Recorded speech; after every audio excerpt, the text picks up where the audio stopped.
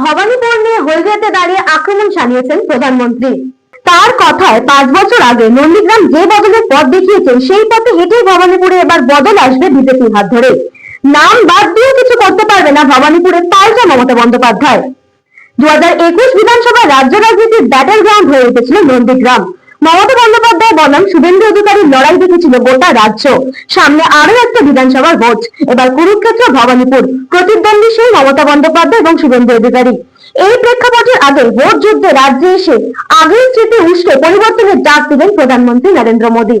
নন্দীগ্রামের বদলা কি ভবানীপুরে নিতে পারবেন মমতা বন্দ্যোপাধ্যায়, নাকি ভবানীপুর ও নন্দীগ্রামে পুনরাবৃত্তি ঘটবে শুভেন্দুর?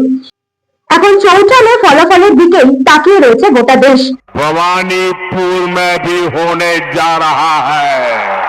এখানে টেলিফোনটারে পড়ে আমোদি প্রমোদি ভাই বলে আমি সোনার বাংলা গড়ব।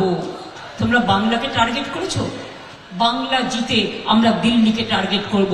বিজেপিকে করতে হবে একেবারে শূন্য।